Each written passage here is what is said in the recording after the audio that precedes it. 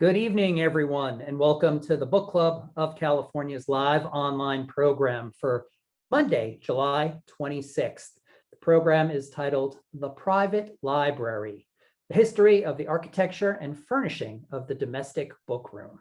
It's going to be a live online presentation by Reid Byers, and we will be getting started in just a moment or so. We're letting in participants from the waiting room right now. Thanks.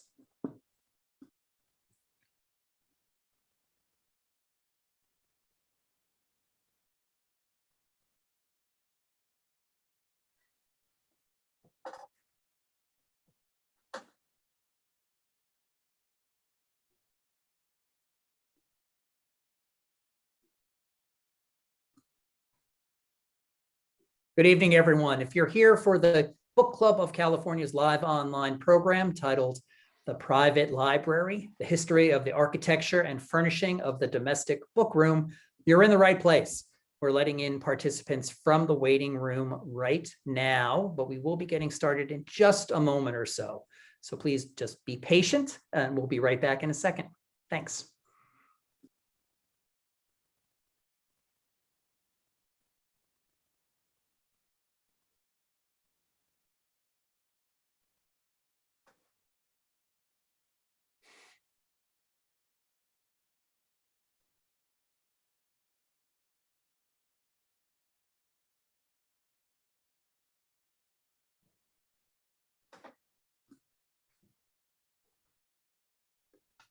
Hello, everyone. It's just a few minutes past the top of the hour, and I think we're going to get started here.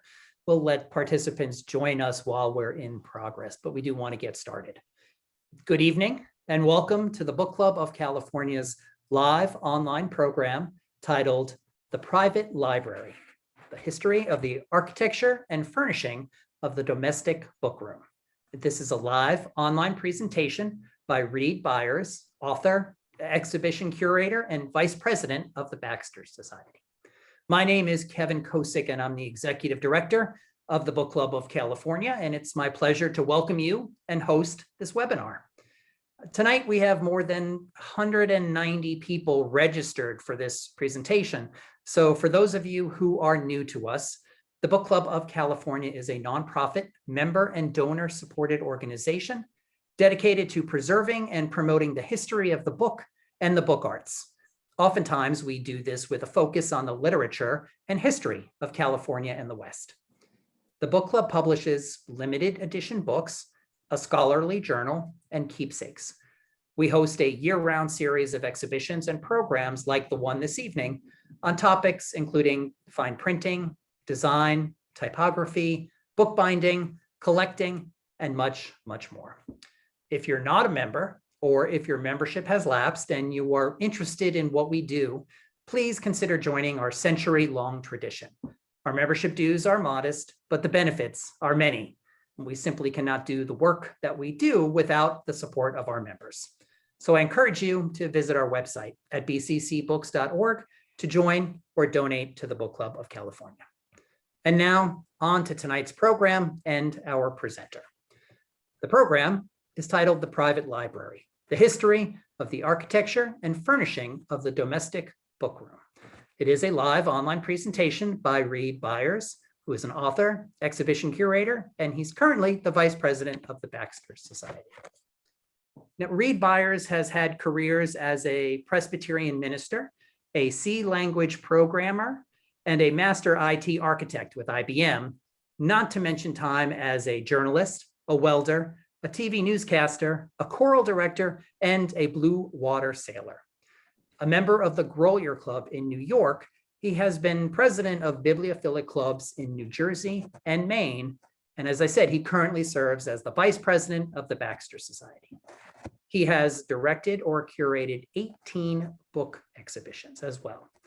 His publications include work on harpsichord organology, library archaeology, and software performance testing.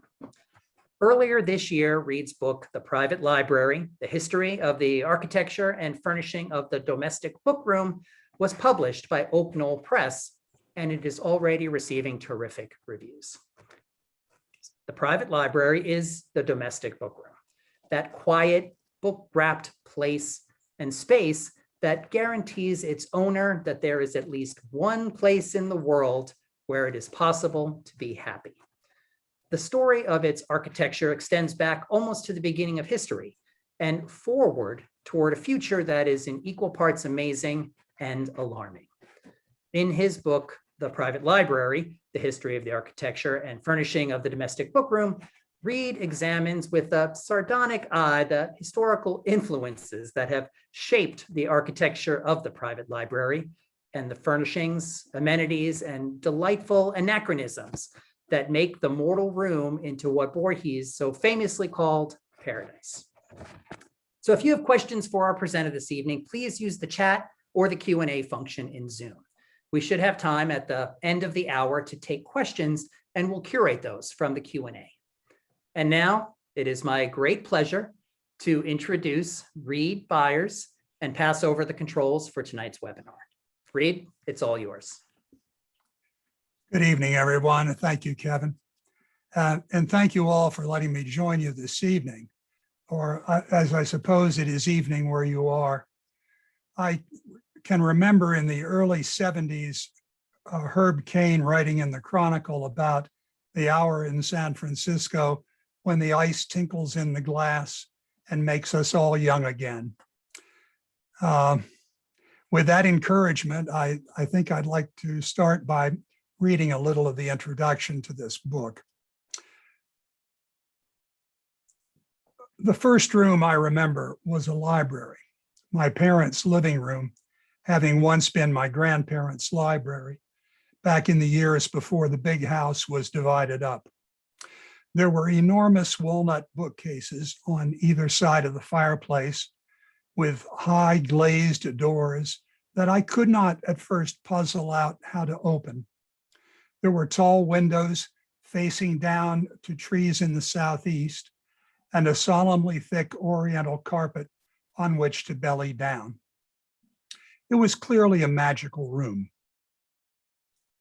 All libraries are magical rooms. All of their windows look out onto Ferry, and all of their carpets can fly.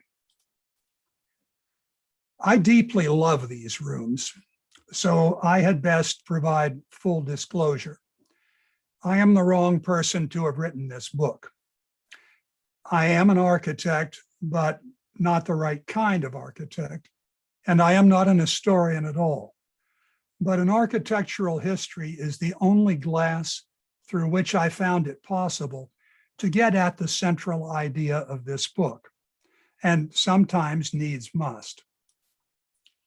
This book is about a particular feeling.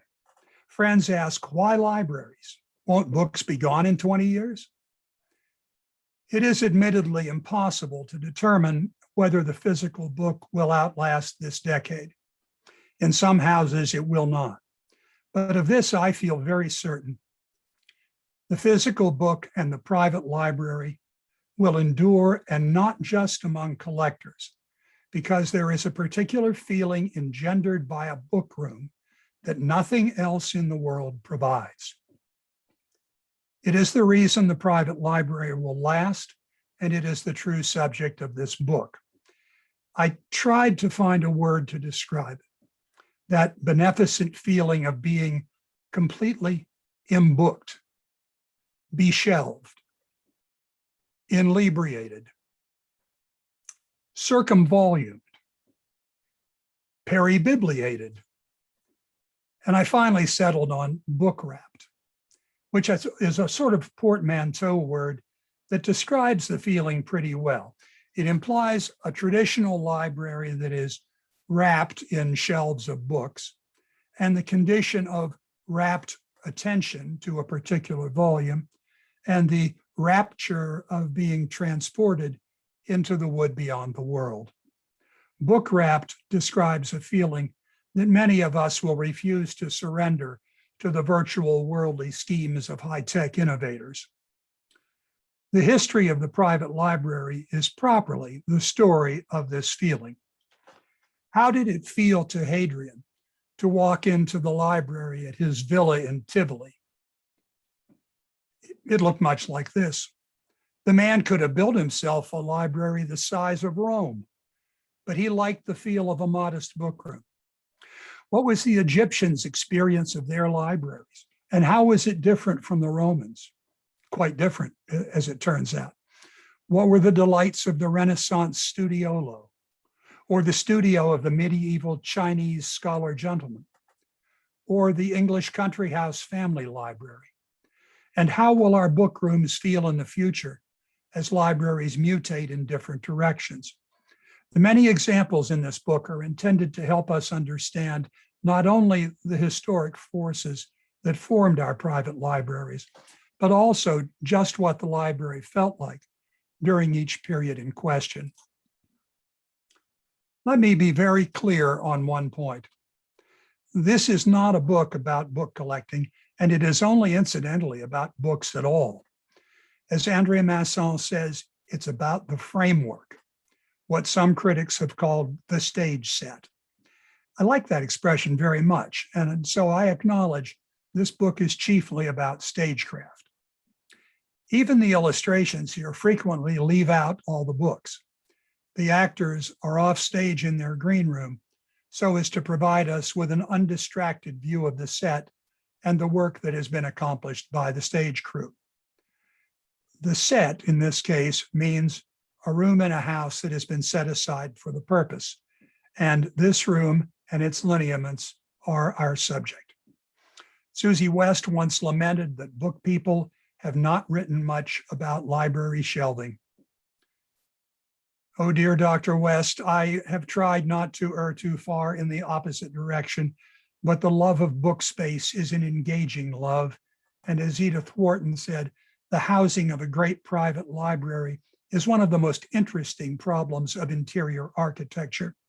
If I am to be accused of scribbling a damn fat book, I can plead only the fascination of the subject. Historical forces in human society always influence the uses for which people build their libraries. There have been a surprising number of different uses. They invariably include book storage and usually include reading, writing, and often sitting, pottering, napping, hosting club meetings or political meetings, and occasionally music making, playing piano or violin, or playing chess or whist or billiards, borrowing or lending or showing off books, and from time to time also drawing, dancing, dinner parties, observing fireworks, casual flirting, rendezvous, actual lovemaking, alchemy, gossip, scientific demonstrations, serving tea, book swapping, taking breakfast, singing, surgery, brandy drinking, opium taking, formal balls, and on at least one occasion at Eaton Hall, playing battledore and shuttlecock in the evening. Because the practical and bibliographical implications of battledore and shuttlecock are beyond the scope of this book, its play should be restricted to the garden. These various uses of the library shaped the architectural decisions that were made in order to construct the room itself, and that built environment determined what it felt like to be in the library, what the nature of that book-wrapped feeling actually is. We can trace each point in the development of the library by logical steps from the historical forces of the time to the feelings we perceive in the room, and that is what this book is about. This is the table, or this is the beginning of the table of contents. And I think running through this will give us an idea of the scope of the book. And then I would like to pick one chapter to examine, to look at the historic forces that caused the room to be built the way it was. That seemed a good approach. So hearing no objections, because your mics are shut off, I will proceed accordingly. It's nice that the very first private libraries, the private libraries, were actually in This is a house at number number 7 Quiet Street in Babylon, in Ur. The streets were, of course, named by the archaeologists. We are in a chapel in this reconstruction of drawing. On the left, you see a very strange flue that we believe is intended for burning incense. And there's a sort of altar platform in front of it. And then to your right, there's a door that leads to a very small room. It's about 5 feet by 7, and it's lined with a bench that is on which stands very heavy, strong shelving. And that is, of course, because in these times, books were written on the most commonly available material of the time, and that is dirt. So they would poke markings in partially dried clay tablets to make cuneiform writing. And this is heavy stuff, and books could be very large. Gilgamesh is, I believe, 12 large tablets. So that's pretty heavy. They used to carry these books around on boards between two library pages, I expect. And you can just see the books on the shelves back in that room. Now, in classical times, things were very different.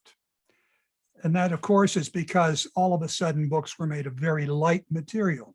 Egyptian scrolls were something like this. They were not heavy at all.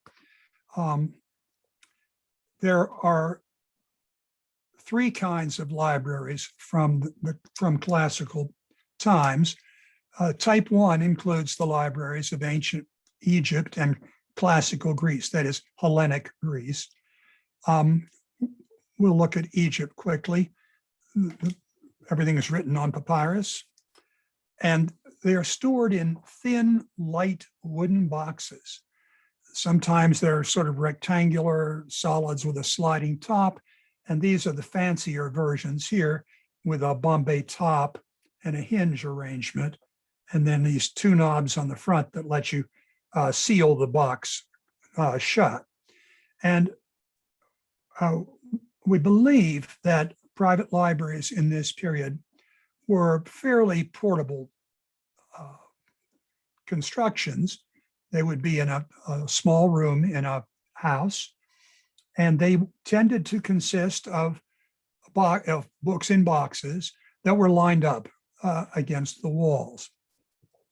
Now, in the Type 1 library in classical Greece, things were a little bit different. For one, the rooms were on a colonnade, actually the front peristyle of a Grecian house, that is in the andron part of the house, the men's section. And they tended to be on, according to Vitruvius, they were on the western side of the peristyle, so they received the morning sunlight. Books were kept in boxes. We have lots of pictures of this occurring. And here you see a nice Klismos chair out on the peristyle, and the reader has taken a little box of books out to sit in the sunlight of the morning and to read. Very pleasant indeed. The Type 2 library occurs in Hellenistic Greece, so we're after Alexander now, and then into the Roman Republic. And it consists of a stack room with actual shelving in it. The shelving looked something like it does in the drawing at the bottom here. And the stack room would be on a colonnade, probably on the peristyle, the rear peristyle in these houses, since that was the more private section of the house. And they sometimes would include an exedra, an alcove on the peristyle in which to sit. Now, this is a picture of the house of the Menander at Pompeii, and we're looking at the back of the peristyle garden. And on the left, you can see, let me get a pointer here. See if that works. Okay. On the left, you can see this this is the stack room, and then there's an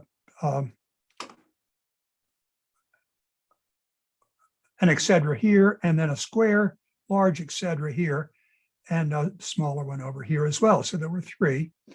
I was locked into this house alone over an afternoon when I was doing research, and I got to be in that central exedra while a gentle summer rain fell in the peristyle garden. And it was as lovely a place to read as I could very well imagine.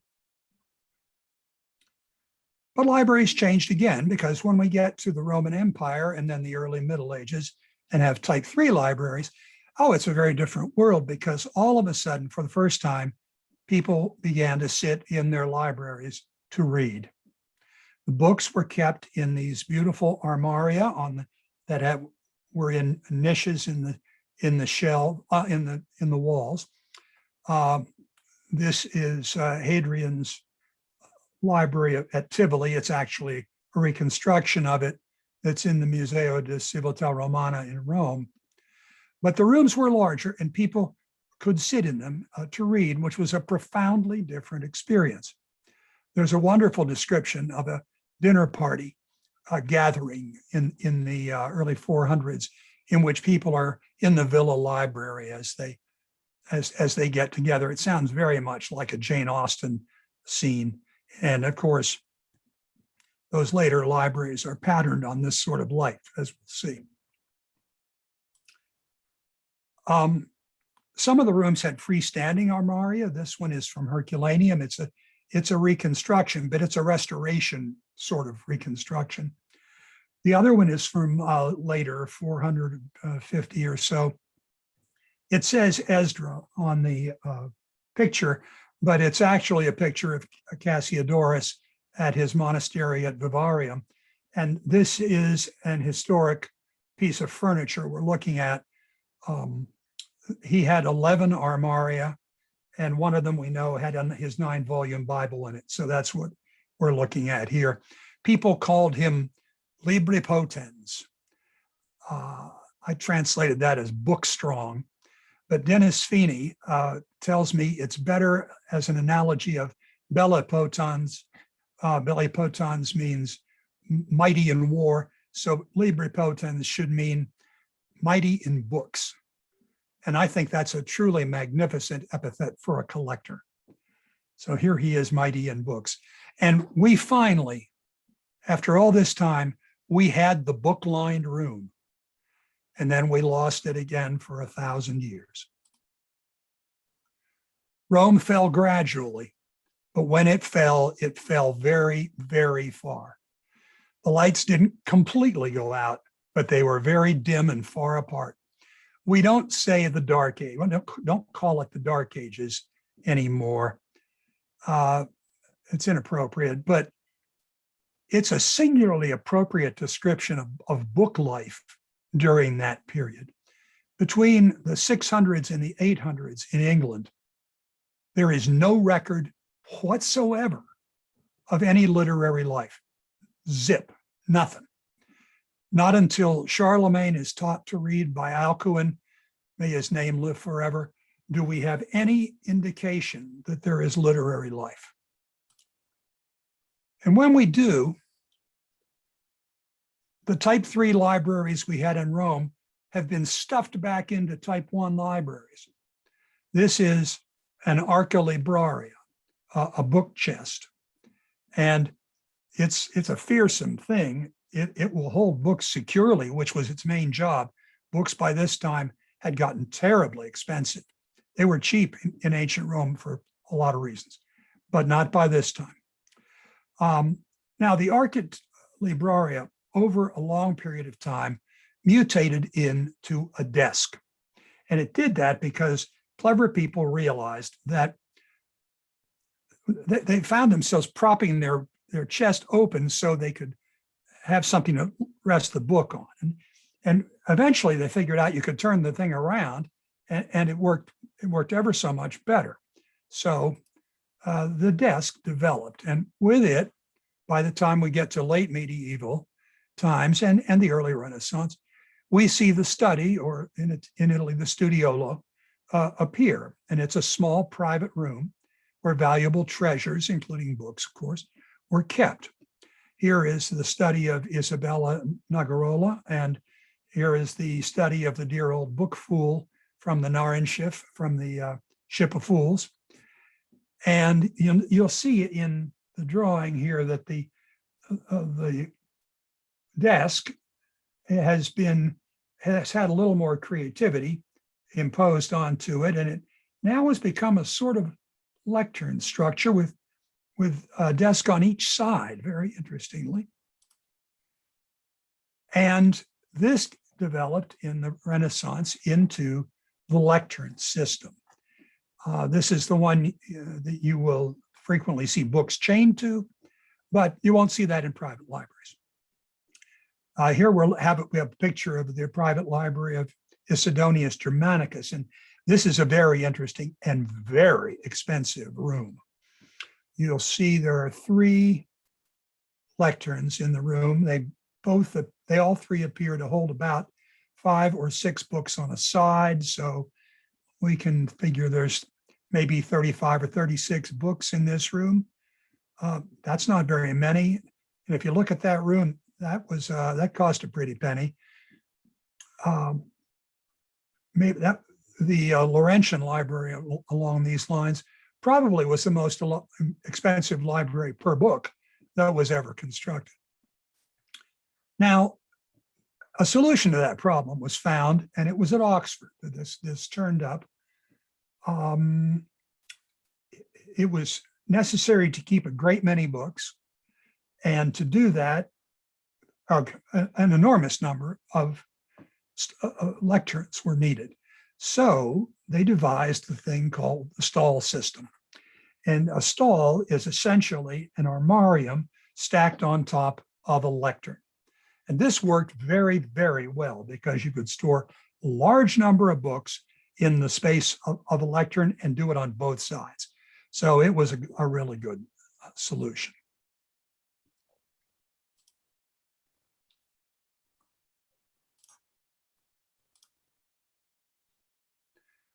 There is a chapter on, this section is on the Middle Ages and the Middle Kingdom. There's a chapter on the indigenous libraries of China, Japan, India, and Islam. That is, the places in the world where people have successfully resisted colonialism. It works that way because the private libraries of colonized peoples are invariably the libraries of the colonizer.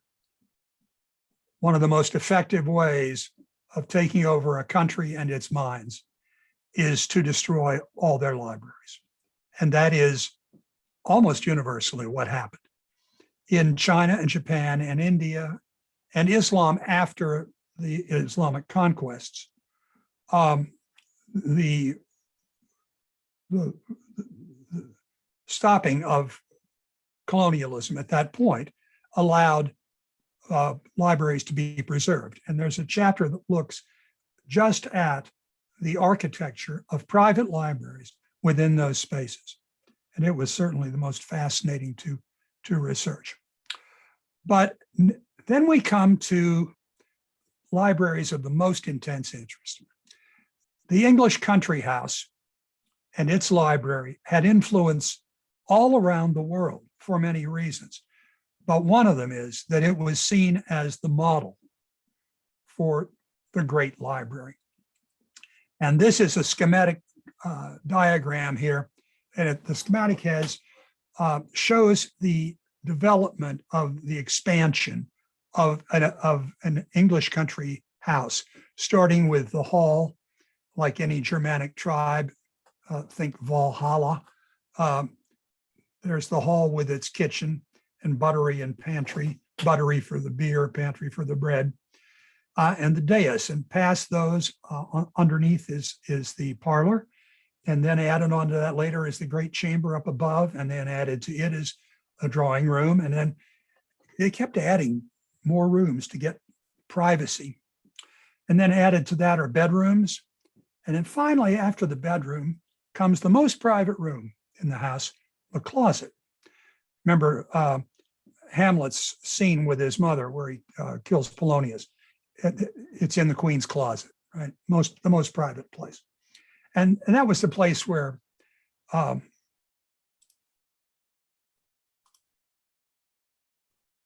the library, the private library in the country house starts. It was upstairs. It was connected to the book room or possibly to the closet. More likely it was in the closet.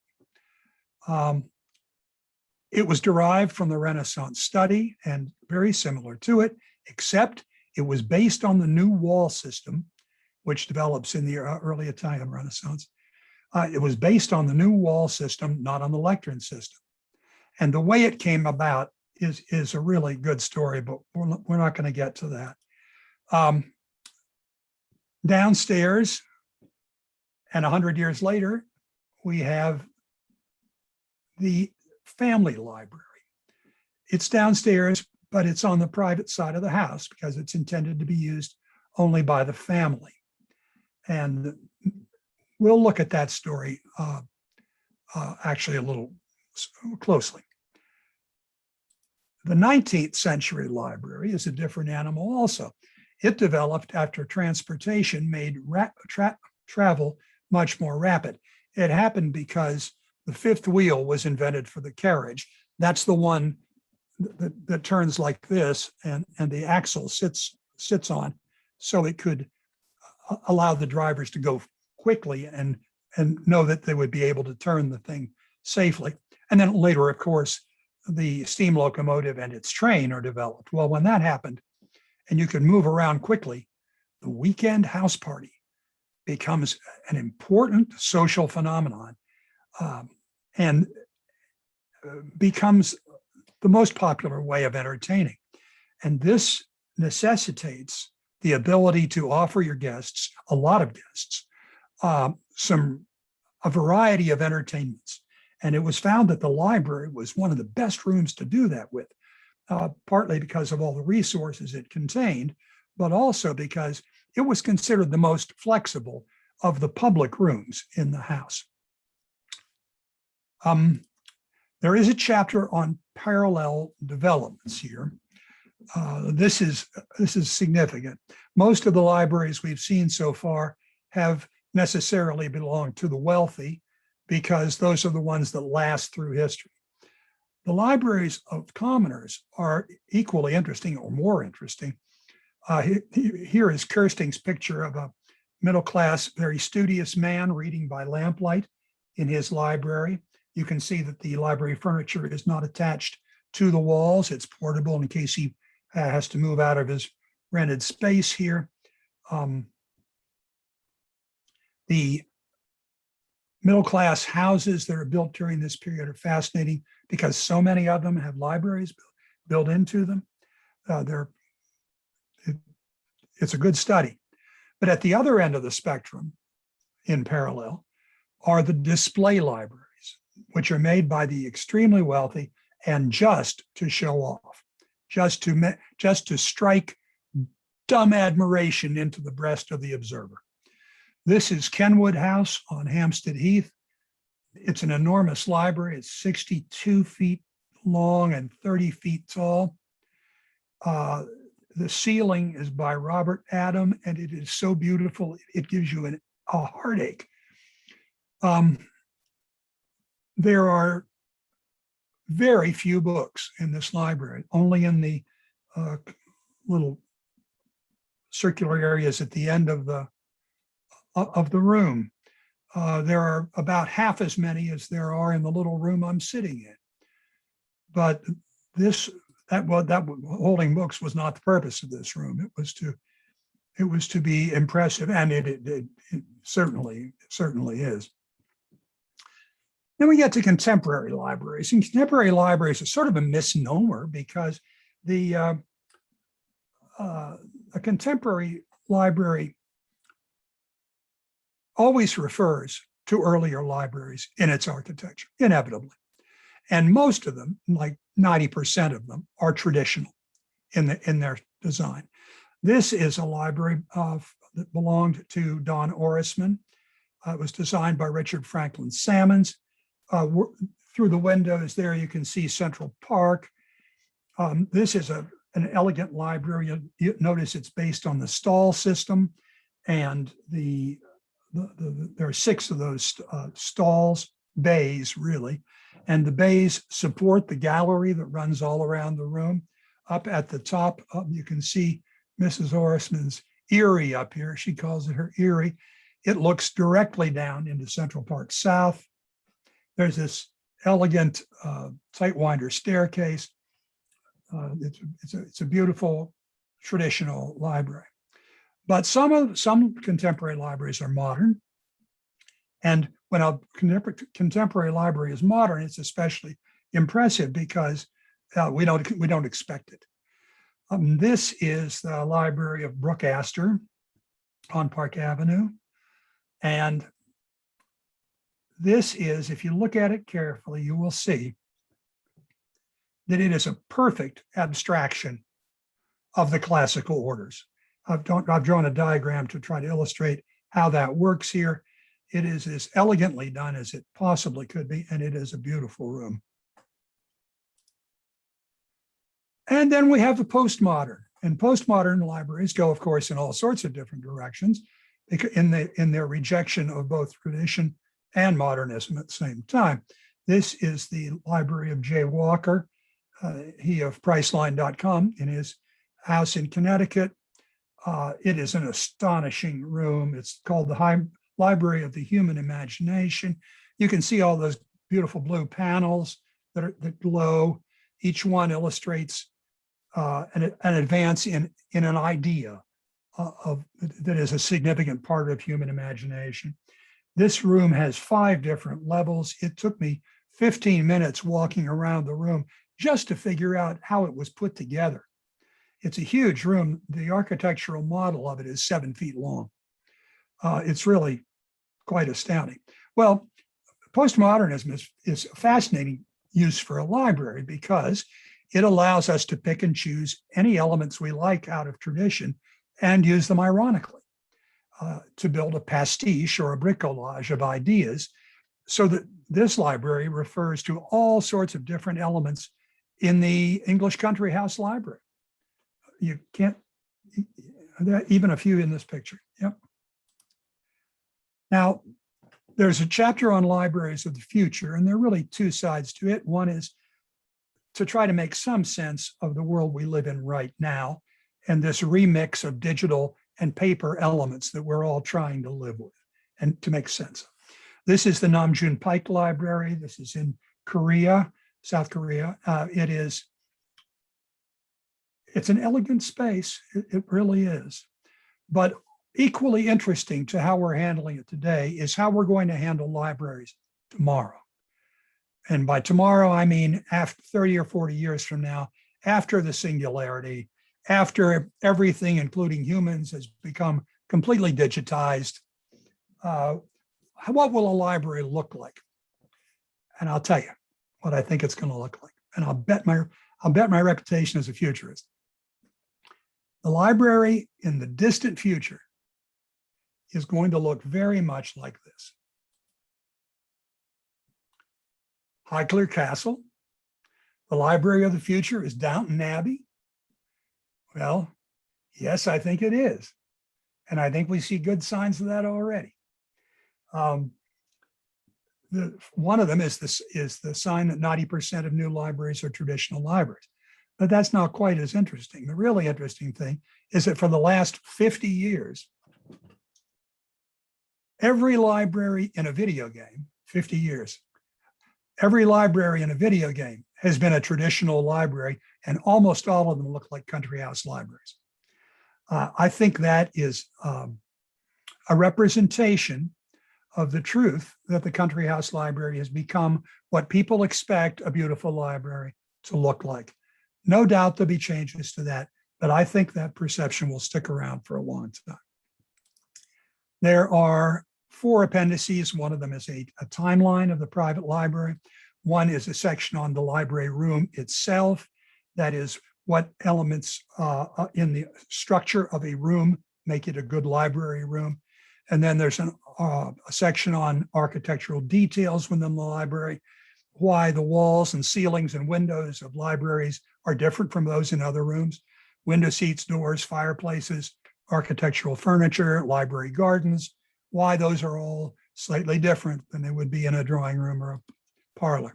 And then there's a chapter on the traditional amenities and the charming anachronisms that we find in our libraries. So everything from ladders to cocktail bars to globes to ghosts. Now, we've just been through COVID, so we've all either been stuck with our family or isolated from our families. So I thought we might look at the family library in the 18th century. And to start, let's go to the interregnum. We're in the Protectorate here. It's about 1750. Oliver Cromwell's running England. The theaters are shut down. Publishing houses are restricted. What are the forces that get us from this to the family library? Well, here are the forces. This is Charles II, right? A magnificent picture. The scholar's study gave way to the family library, and the change is attributable partly to the time that Charles II spent in exile, running around the continent, getting marinated in the French way of doing things, partly to that, partly to the reliability of the royal digestion, and partly to the exuberant affections of Nell Gwynn, an actress person with a dark and roving eye, which she kept pretty firmly fixed on the main chance. Now, the reign of a happy monarch with such an enthusiasm for the arts brought about, along with a rash of theater openings, a dramatic increase in the publication of books, and the resulting lower prices generated a lot of reading, and especially of women's reading significantly.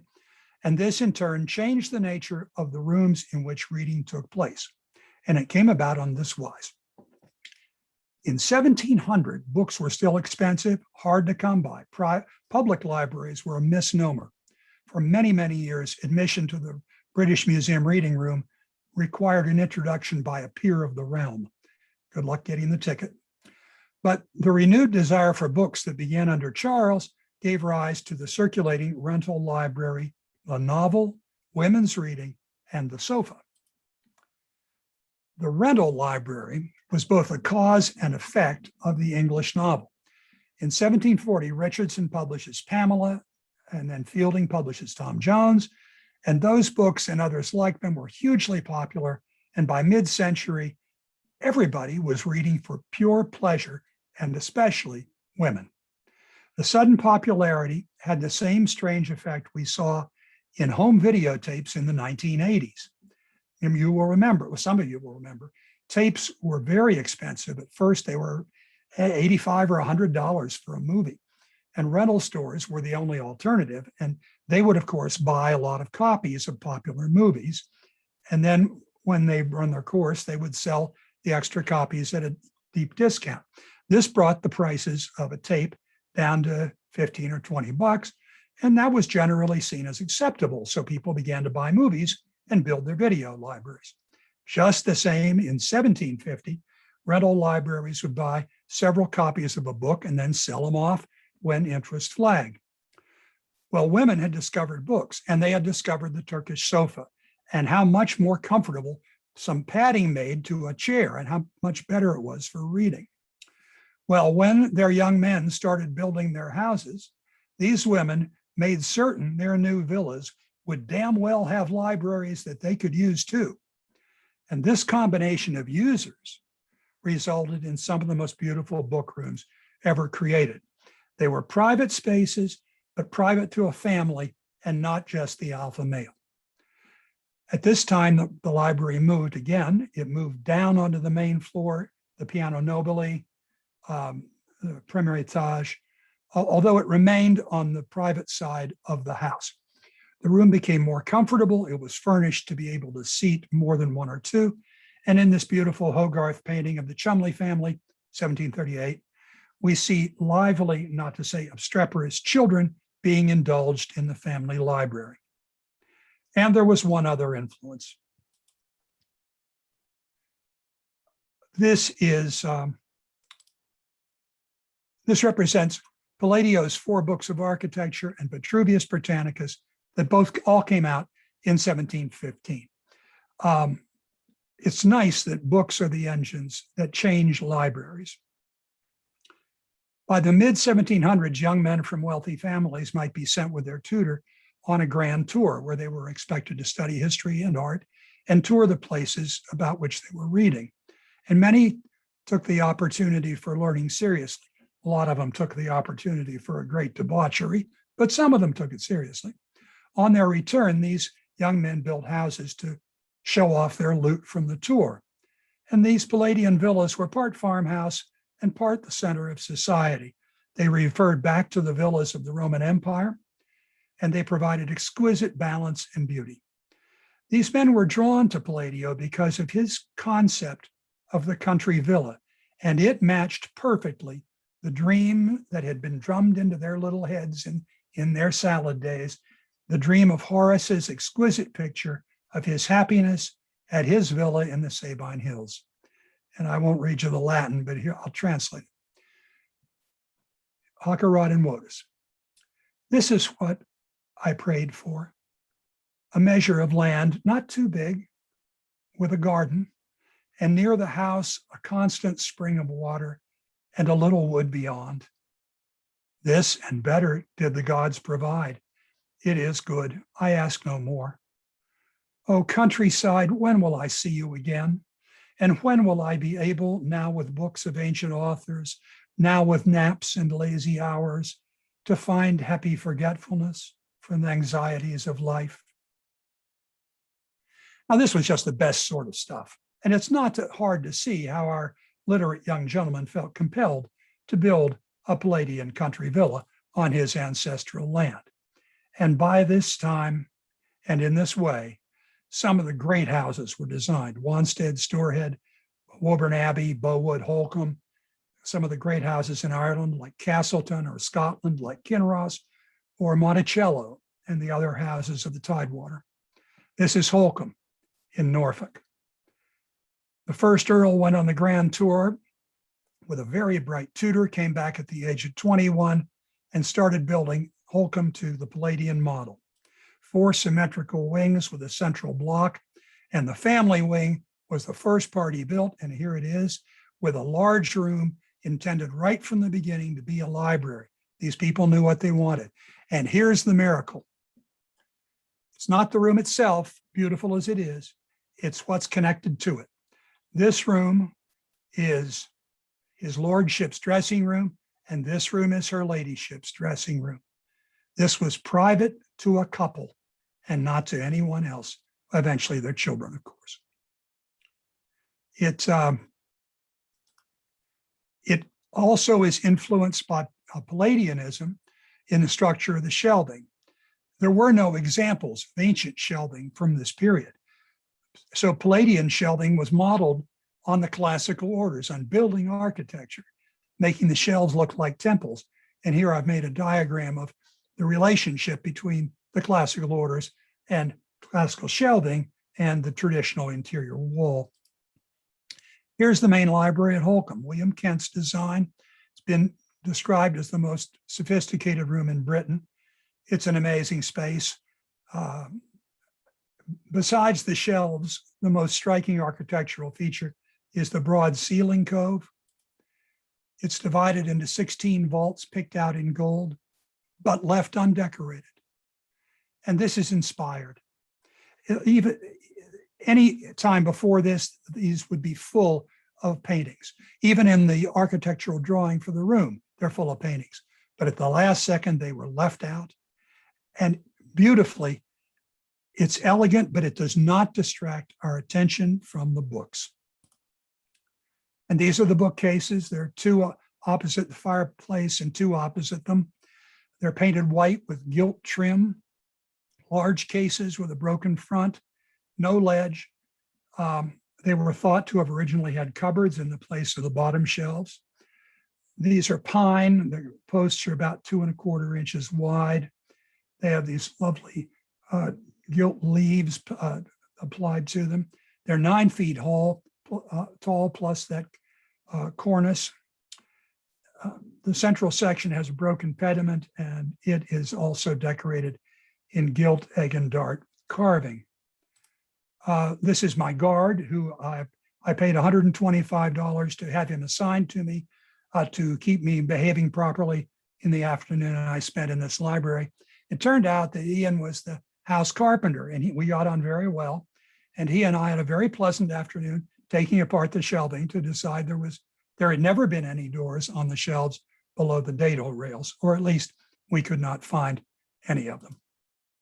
This room was a beautiful, comfortable family room, not a public room, not a solitary scholar's study. One other one. This is Lamport Hall, the home of the Isham family. They had several generations of collectors. This library is 38 by 17. 3 large windows that open on the south terrace. It uses Christopher Wren's trick of having the long wall broken up with uneven shelving that gives a rhythm to it that prevents the long wall from becoming boring. The architecture is elegant. This door goes to the hall. This door is a blank. This is a door that is really a wall. And this is a wall that is really a door. That is to say, it's a jib door.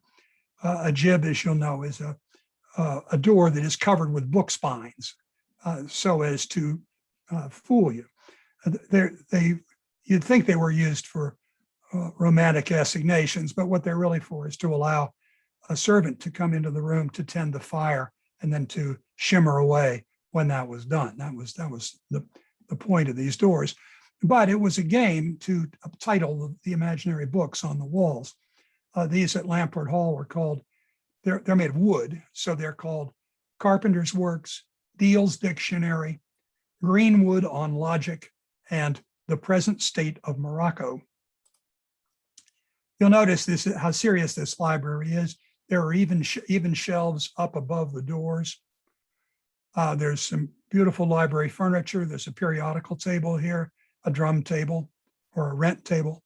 And then there's a fine big globe, and there's a display case, a vitrine. And then here is a very interesting table we'll look at. One piece of furniture unique to the library was the Metamorphic Staircase. And English joiners delighted in making these things, allowing the owner to instantly transform an innocent piece of furniture into a staircase and climb up to get a book down. This kind of thing has been made continuously since the 18th century. The main drawback is the lack of a handrail on these transforming ones, because as you can see, it could be quite a dangerous thing to climb up on. It'd be interesting to know what forms of injury it has inflicted. The non-transforming library stairs invariably had handrails, so they were safer.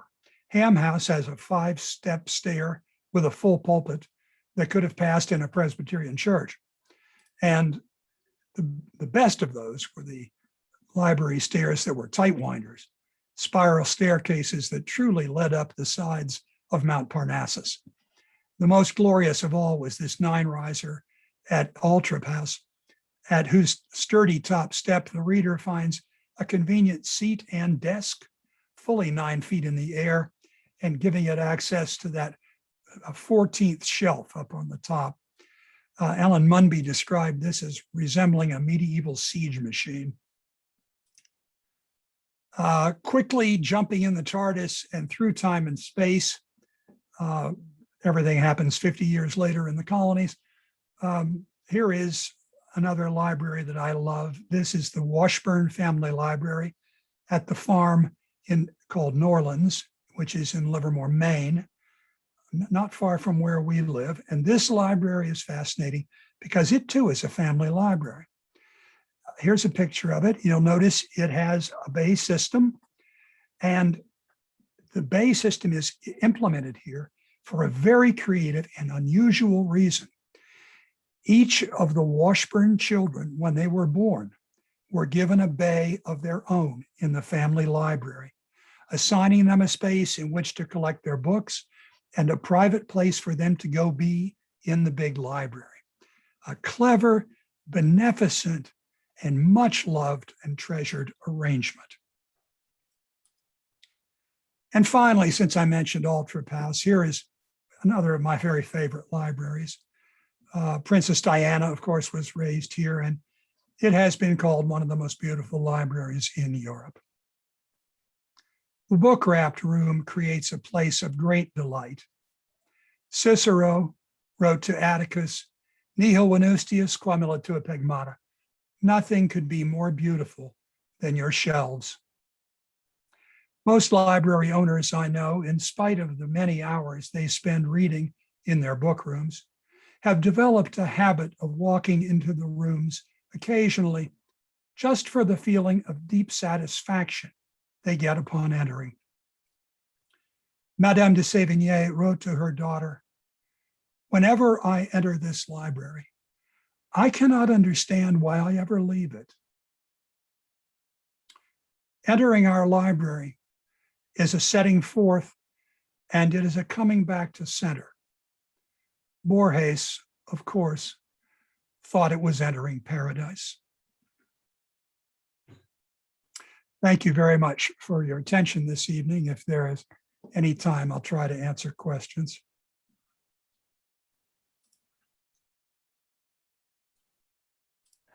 I'm back. That was so amazing.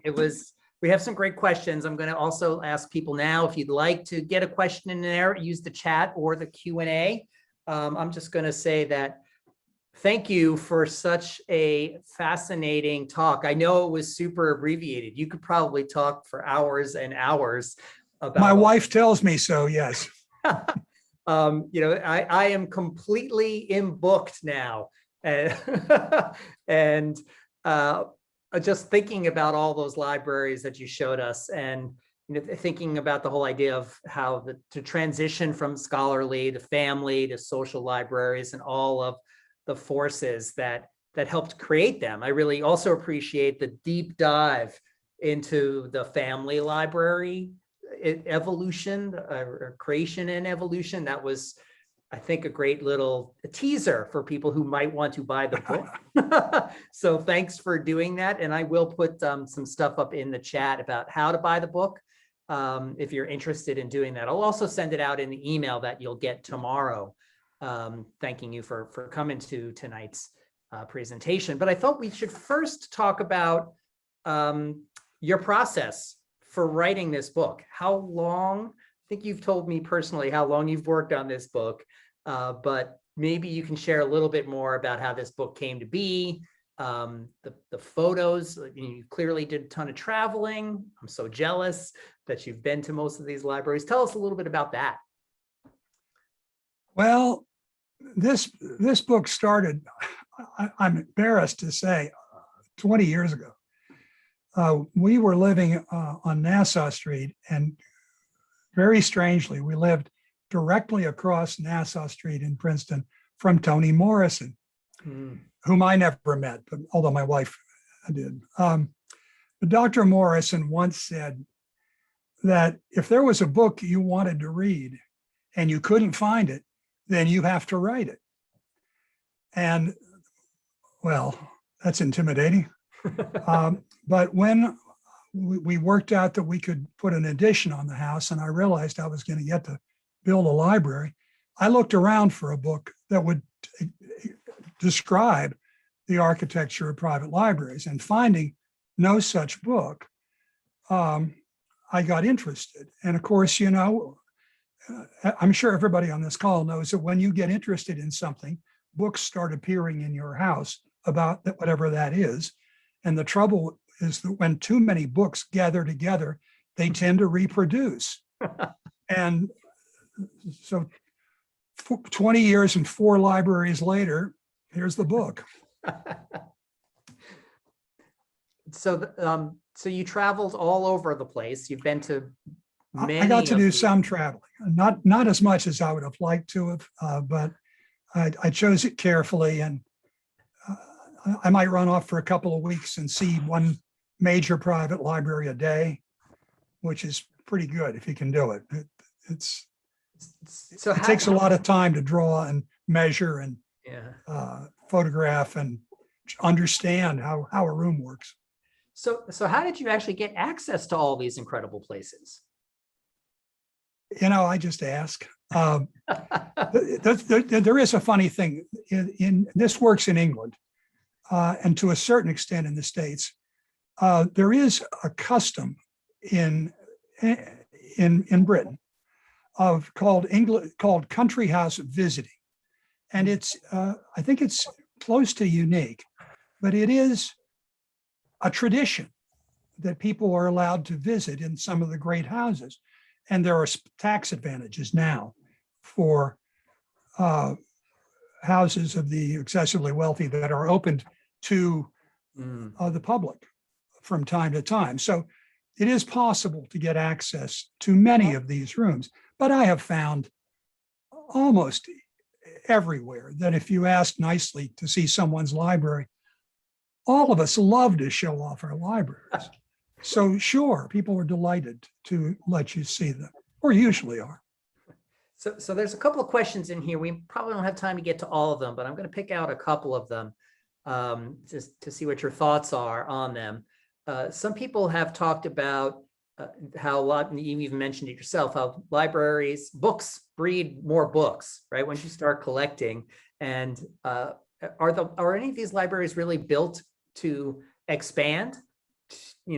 I think the one you talked about, the Washburn family, was kind of interesting because each child ended up with their own bay. But isn't that great? Yeah. That is so great. Was that planned? How did they accommodate? Actually, that was planned. It is extremely unusual. There will be people who resonate with this. It is extremely unusual for a library that is built in a house not to be filled almost before it's completed. The rule of thumb is that you leave 25% open shelves. I've never finished a library and had any shelves be empty. It's a perennial problem. You do the best you can, or you learn to throw out books, which for some of us is terribly difficult.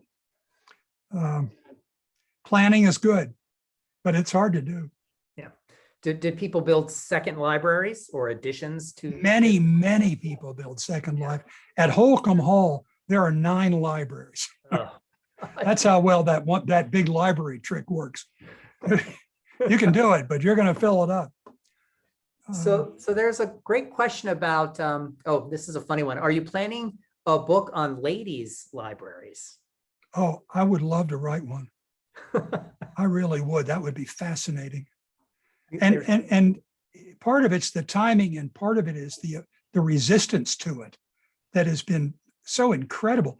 I mean, women weren't even allowed in libraries for much of history. It's beyond belief, and it's wonderful to watch when it breaks through. And there begin to be libraries within country houses, for example, that are specifically women's libraries. I remember seeing the first one that was called, I can't do it. I can't do the name, but where it is listed as being her library, not his or the library, but hers. It was almost always hidden by being called her closet, or her boudoir was a popular word, which frequently meant library. But that allowed the men not to have to call their room a library. I think was what was going on. And so yes, that would be a great topic for a book. And whoever asked it, I encourage you to write that book. You know who you are out there, John, who asked that question. Someone also asked, and I was wondering this too, especially in that room where the shelves were really high, one over the fake door and one over the door. What books go up really high? How is there are two answers. If in some libraries, I mean, Jay Walker has some shelves that are 26 high. So obviously you're not putting books there that you're going to use. And books like that are just books that you don't want immediate access to, or maybe ever want access to. But more likely, the books on the top shelves are going to be the smaller books. And that's just for the sake of perspective. If you put really big books on top, first of all, they're heavy and it's a little dangerous, but also they don't look in proportion. So if you have the smaller books above, they tend to look better. I think that's the reason people generally do that. So now there's a couple of questions about some specific libraries. Did you deal with H.H. Richardson's libraries? I did not. And I am always asked about what libraries I didn't deal with. And I'll tell you, most of them, almost all. So I know always some people are familiar with certain libraries, so they want to know if that you had been there yeah, or sure, in the book for sure. And people will fall in love with particular libraries or with the design of particular libraries. It's wonderful how we do that. Yeah, well, I'm in love with Brook Astor's library. It's beautiful. How could you not be in love with that library? Someone also asked, in your research, in your process, did you visit any libraries that had any kind of special collections, or were they mostly multi topic libraries, different categories? Anything? That's a good question. Interesting question. I found that in the United States, most of the private libraries I visited were collections. And that's just because, how shall I say, collectors tend to pay a lot of attention to their libraries. They're proud of them. And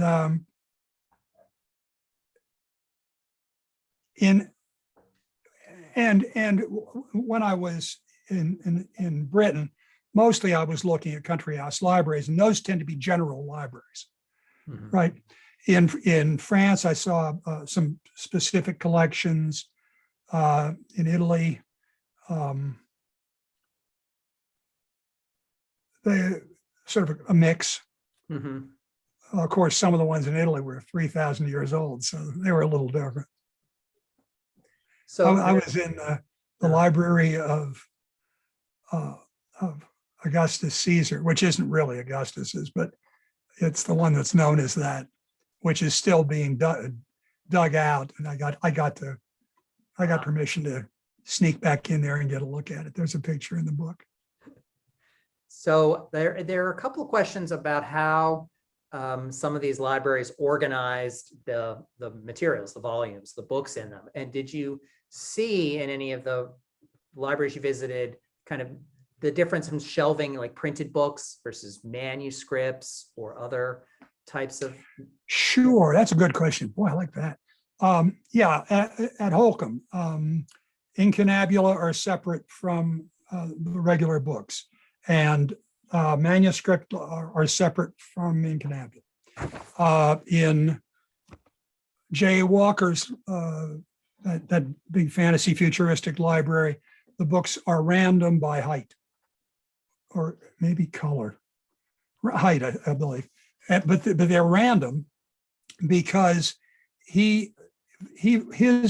what he values most is the creativity he gets when he has ideas snapped together. So he likes having random books be beside each other. That would drive me crazy, because I think that, the advantage of having a digital library is that you can find everything. The advantage of having a physical library, and this is overwhelming to me, the advantage of a physical library is that the thing you're looking for is going to be in the book next to the one you find. So you keep looking, you keep browsing, and the value of browsing is, I think, the most valuable activity in the private library, and it is the sovereign cure for boredom, is browsing in your own library. So I didn't see, I don't think you mentioned it, and I don't know if I saw any in any of the photos, but did private libraries have card catalogs? How did people keep track of their, what they had in their collections? Most large private libraries are cataloged. In mine, only the books about libraries are actually cataloged. And everything else is sort of where I can get to it, given enough time.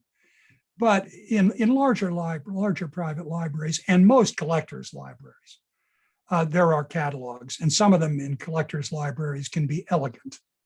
And many people have printed catalogs, of course, which are wonderful and you can share with your friends. Hey, Chumley, would you lend me your catalog of Greek curiosa? I mean, sure, we love having catalogs and sharing them. And of course, they're really very helpful after your collection gets past 500 books.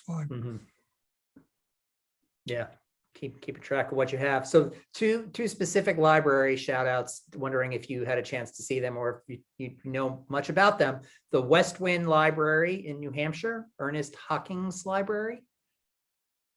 Don't know it. Nope. Somebody write me about it. Tell me. And then the Rofont Library in, Sure. yeah, you have that one. So those are two specific shout outs. Oh, someone asked a really interesting question. And then I want to ask a couple questions about the book. Have you seen any libraries that are earthquake proofed, or some kind of, tragedy proofed? Well, a lot of libraries in California are, of course, earthquake proofed. And I've, in an earlier version of this book, which not only had the history of library architecture, but had a whole volume of how to design libraries. It was a long book. Yeah. In that volume, there was a whole section on designing libraries for earthquake areas and for flood areas too, because they're equally bad problems. But shelf bracing, like real good attention to how shelves are supported is important anywhere. A fully loaded double-sided library with coated paper books on it can weigh a ton just for a shelf. So right. You really have to be, people have been killed by their shelves falling over. So yeah, there are people architects who will give good advice on how to structure libraries in earthquake areas. We used to live smack on the San Andreas, so I remember being concerned about that. So I'm going to put in the chat the link to buy the book or information about the book. I was wondering if someone asked who designed the book. You showed a page, I think the table of contents. Someone thought that was beautifully typeset and asked a question about who designed the book. I think it is beautifully designed. I was delighted by the design. It was done by Angela Werner, who lives near Farmington, Maine.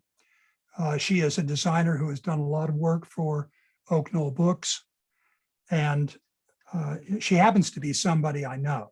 But that was coincidental to her being selected to do this book. She's a friend, and I loved what she did with my book. So. Yeah, and then you showed a lot of great illustrations and photos. Are almost all of those in the book, the ones you've shared with us tonight? All but the picture of Ian Barrett. Okay. I think all the rest are in it. There are really hundreds of pictures in the book. Many of them are architectural diagrams, not right. I think only about a third are pictures of libraries, or maybe less. But there are a lot of those too.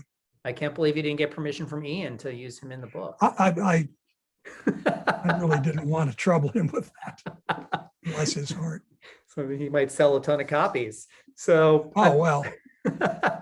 So there's a lot of great comments, and I'll share the comments with you after this webinar. But this is superb work. Congratulations.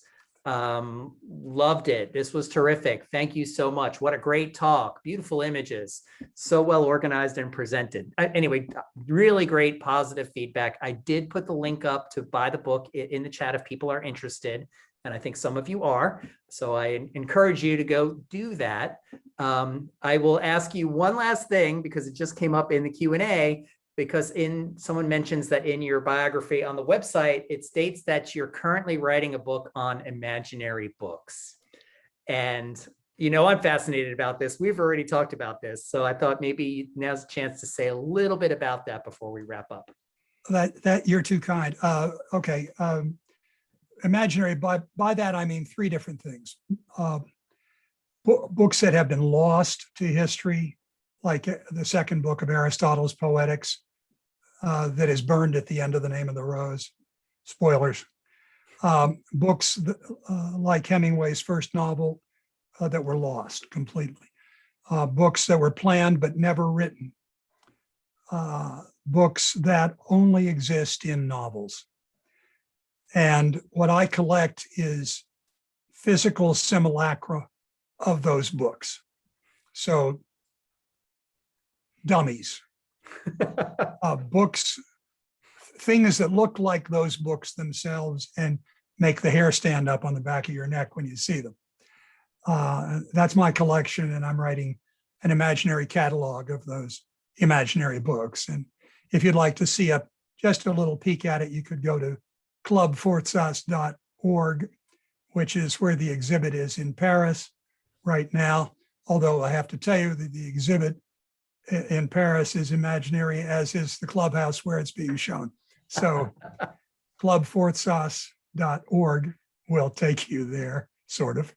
I think there's a link off of your website as well. I think there is. Yeah, we'll also be sending that out to folks to get to Reid's website, so you can find out more about Reid, about all of his projects, about this book.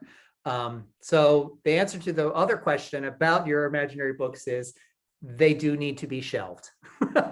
They do, and cataloged. So they are real books, but they're imaginary in some way. So again, this was fabulous. Really enjoyable talking to you. A lot of great comments and feedback. This was awesome. Thank you so very much from Tokyo, Japan. Someone just put in the chat. So Reid, thank you. This was great. I hope to have you back for another talk about something else real soon. And I know I'm going to call and talk to you when my book arrives, because I'm just going to go through it and have a ton of questions for you. So thank you. Thank you, Kevin. Thank you all very much. So, and yeah, thanks everyone for attending this Book Club of California program this evening. It was great having you here for this terrific talk. Please join us for our next online program. It's titled The Forgotten Homesteaders of California, California History Talk, on Monday, August 9th, in a couple weeks from now, from 5 to 6:15 p.m. here on Zoom. It's going to be a live online presentation by Josh Sides. He's an author and the Whitsett Professor of California History at California State University at Northridge. So you can register for this event online at bccbooks.org/programs, or using the link in the weekly programs emails that you may be receiving from the Book Club of California. So one parting word, something you said to us, Reid, I like to have a little parting thought. And that is, may you all be mighty in books and in a place of great delight in your book room. So thank you, Reid. Thank you, everyone, for joining us. I hope you have a wonderful evening. Be well and take care of yourself. Good night, everyone.